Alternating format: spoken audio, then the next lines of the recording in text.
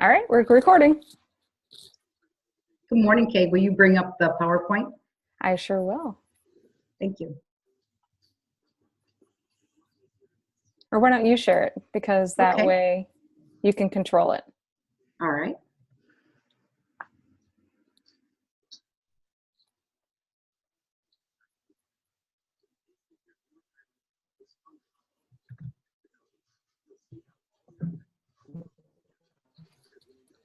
Perfect. Well, good morning to our second in 2018, our 29-minute or less webinar.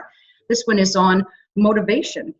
We thought we'd try to bring back some ideas about motivation. It's a really popular topic in our network meetings.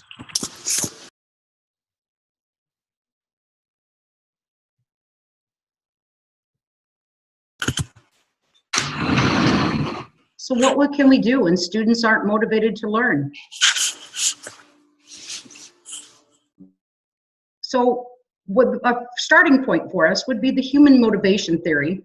It's conducted by Maslow in 1943, and this is still the standard for new research. You probably had this in college. Kay, did you learn about the motivation theory in college? I probably did, but I don't remember it. Okay.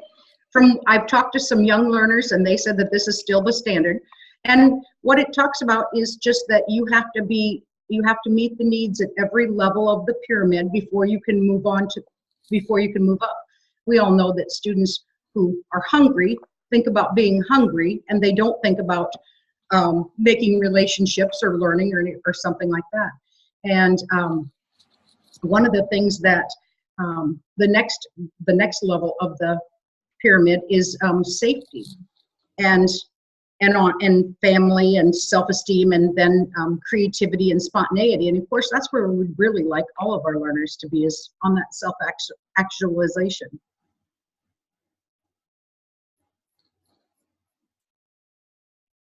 So one of the things about the pyramid is that once the students are fed and they have lots of sleep and they're ready to move up on the pyramid, one of the things that we need to do is make sure that our classroom is safe and predictable. It doesn't mean boring. It means that every day you know that the students know that you're going to be the same you, that bullying isn't going to happen in that classroom. The students are going to be challenged. They're going to feel safe to be themselves in your classroom and in your presence, and they'll understand what's expected of them. So they'll have a safety level, and then they can move up from there.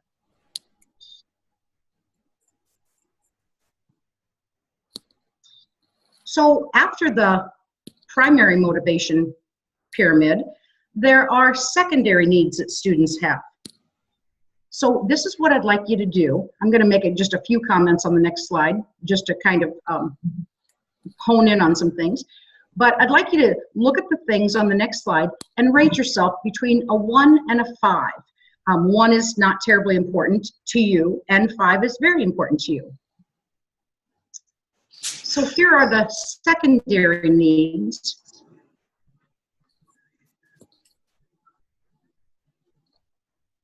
And for me, and Kay, I'm going to ask you the same. For me, affiliation, it would rate a 5. I belong to multiple clubs and organizations. I feel like I really love to work with a partner.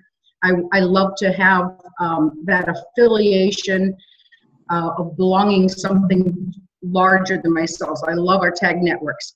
I just feel like that affiliation, I learn more and I can be better informed because of that. So I would rate affiliation as a 5. Kay, do you have a 5 on that list somewhere?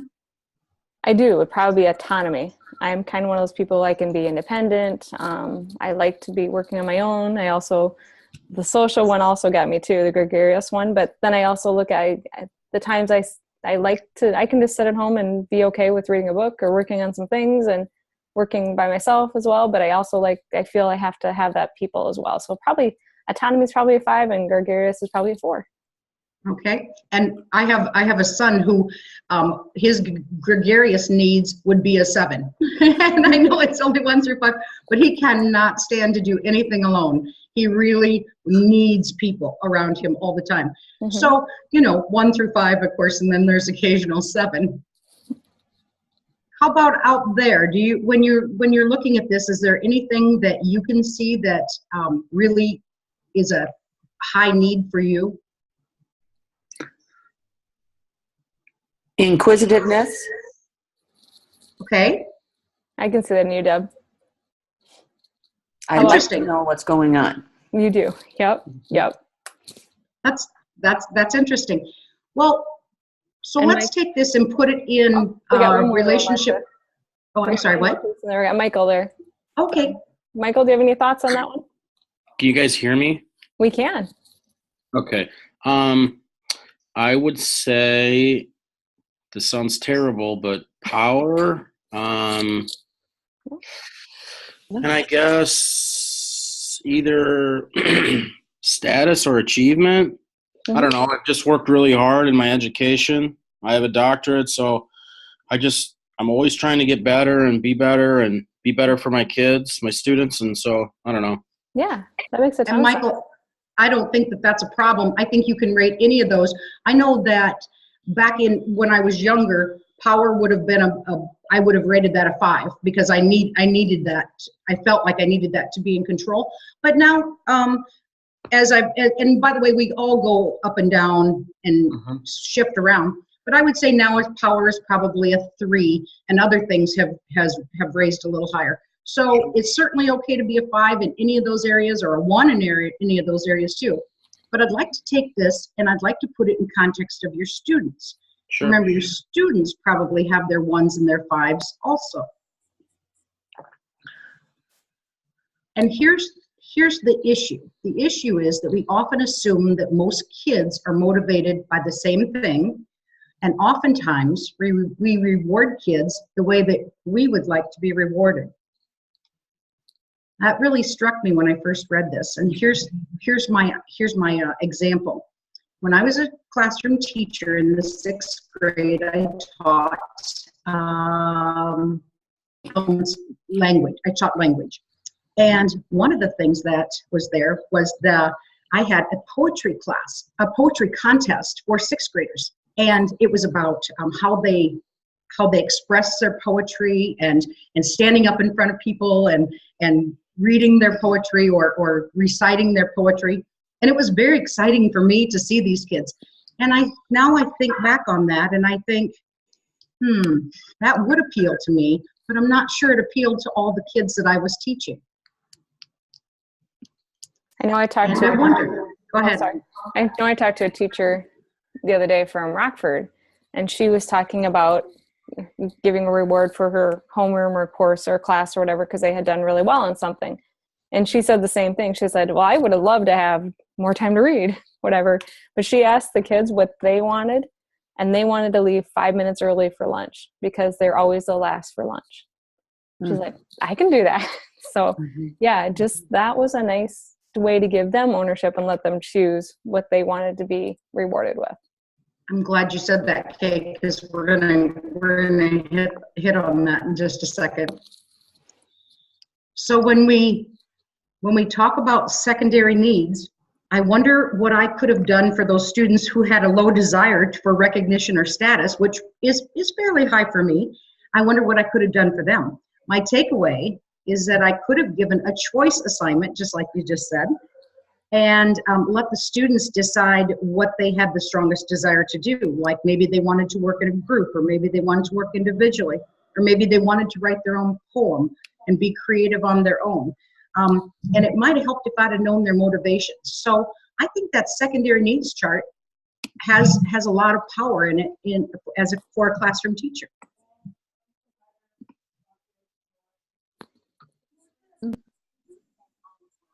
So another tool that I found that, and you probably know all these, is interest inventories. And there are a couple of links here on this PowerPoint. Elementary interest inventories, secondary interest inventories. If you haven't pulled those out, if you had the kids take them at the beginning of the year, and you're actually building your curriculum around those interest inventories, pull them out again and make sure that you're hitting all the students that you serve, all their needs, or at least part of their needs, making sure that something that you're teaching is really working in their interest inventory. And you can definitely collect that via Google Form as well.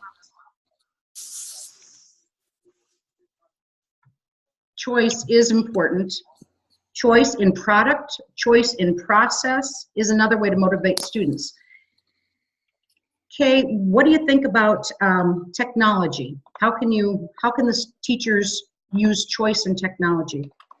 There's so many options there. It used to be the only way we had to present something was through PowerPoint or HyperDocs, whatever. But now you've got so many options out there. It's really about letting them choose the way that they want to present. And if they want to present in a paper copy way, that's fine too.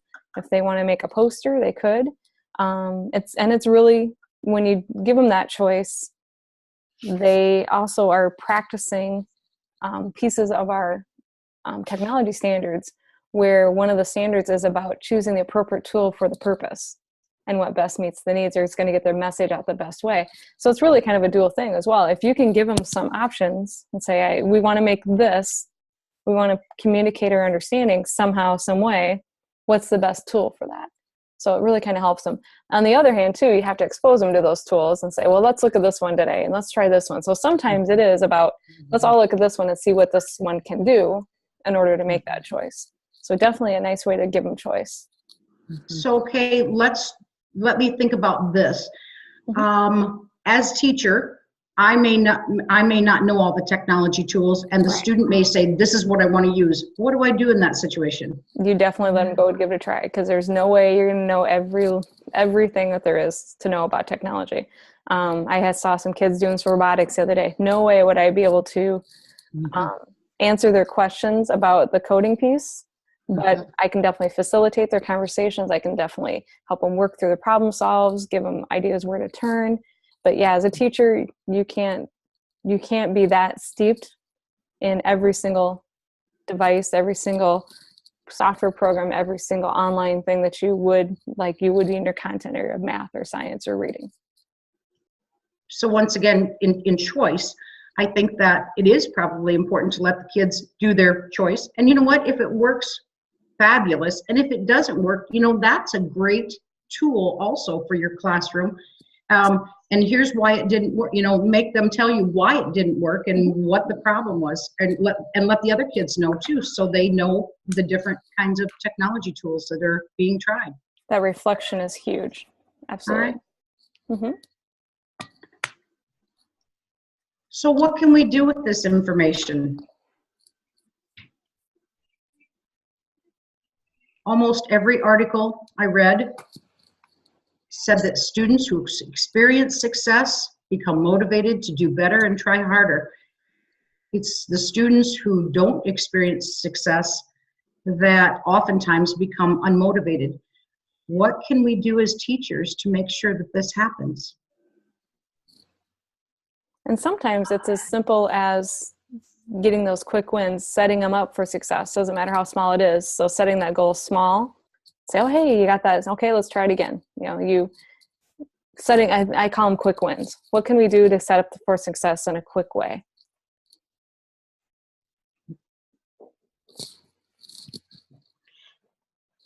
What can we do with this statement? Can I change something that I'm doing? We all have those students, the most difficult ones to motivate are the very ones that need their teachers the most. What do we do in that situation?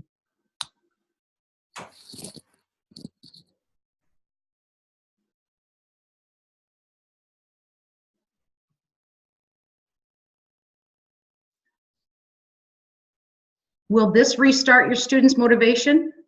So when students hit a pause, a dip, or a roadblock, this one article said, take a walk down memory lane, have them check out all the goals they have met. And let me just go back and say, goals, goals, goals. Every article I read could not say enough about students setting their own short-term goals. You could have them write them just like something on a sticky note, and you could stick them in a book on their page, and every goal that they have, they could go back and see if they've had success with that. And going back to the last slide, if they've had success, then maybe they'll be more motivated to move on. Look at what you've accomplished this year. Personal education plans might be another way to, or another place to keep the students' goals and their successes. If you don't have an example of a personal education plan, or if you haven't ever used one, there's just one example, and there are tons of them out there. But I did link one example to a personal education plan. Likewise, there are hundreds of goal-setting sheets. These tools might be useful for your TAG students to get them on the right track and help reset their motivation for learning. Pinterest is full of goal-setting sheets, and I just sent you to the link there will send you to a Pinterest page, and you can pick your own goal-setting sheet for your students to use. Goals, goals, goals. Every article said it. It's so important for students to set goals on their learning.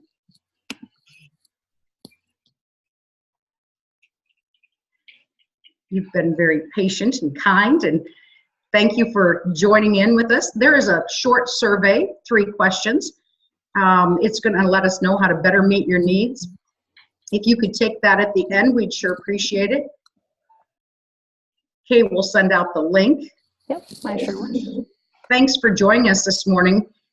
Deb, I know that you have lots of information on motivation, so if you want to stay after we stop sharing, that we'd love to hear some more from you. Okay. I also put the link to the presentation in the chat pod. Okay. There you go. And I have stopped share. Will we get that? We'll get that presentation emailed to us, or? I can, absolutely. Okay. You bet. We're more than happy to share. And here's something else that you can do with this presentation, Michael. You can share it with your teachers. You know, there is a standard in the National Standards for Gifted Children that says that TAG teachers will do professional development for that gen ed teachers will get professional development on TAG students. Sure. So you could just take this PowerPoint and share it with a group of teachers, and talk to them about these are things that I do in my TAG class, or things that I'd like to do in my TAG class to help TAG students see success and be motivated. If there's in the gen ed, I would think that gen ed teachers might have a little more issue with students being motivated in the gen ed classroom than maybe in the TAG classroom. Sure. Okay, thank you very much. Yeah, you're welcome. Thanks for joining us. You bet. Have a great weekend. You too, guys. You bet. Thanks. Bye. So Deb, tell us a little more about your paper. And by the way, we're not recording now. But it says recording on my It machine. is. I'll stop. Sorry.